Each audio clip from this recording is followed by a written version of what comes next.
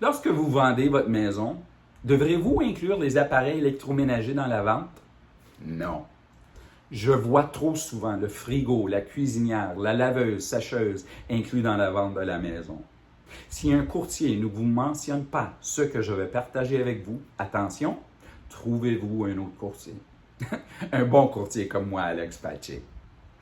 Même s'il est standard d'inclure les appareils électroménagers, je ne comprends pas pourquoi tant de courtiers ne le déconseillent pas à leurs clients. Je déconseille toujours de les inclure.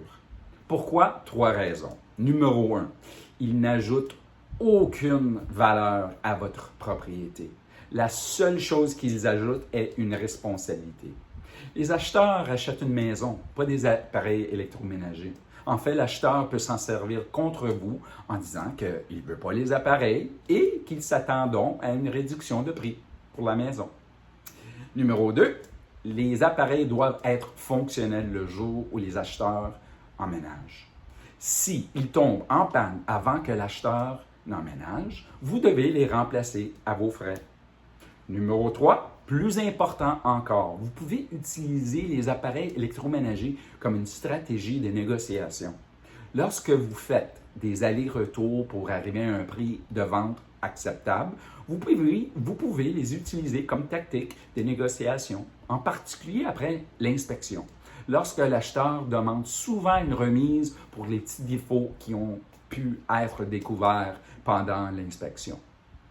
Je sais, il m'arrive souvent entendre dire de mon client, mais je veux vraiment pas les électroménagers.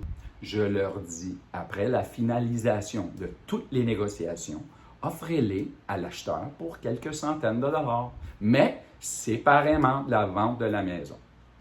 Souvent, l'acheteur les achète si le prix est raisonnable. S'il n'en veut pas, essayez les vendre sur Facebook Marketplace pour quelques centaines de dollars. Au pire, si vous ne voulez pas le mal de tête, offrez-les gratuitement à l'acheteur. Donc, vous éliminez le risque de remplacement ou de responsabilité. Ou à n'importe qui d'autre, gratuitement. Ça a du bon sens? Donc, lorsque vous évaluez un courtier immobilier et qui ne vous fait pas reconsidérer d'inclure les appareils électroménagers, pensez-y 2 fois. Cela montre simplement qu'ils ont besoin d'un peu de travail sur leur tactique de négociation. Vous voulez un courtier qui va utiliser des techniques créatives pour obtenir le meilleur prix pour votre maison. Vous avez besoin d'autres conseils et astuces pour vendre votre maison? Contactez-moi aujourd'hui et n'oubliez pas d'appuyer sur le bouton s'abonner. Merci, à la prochaine.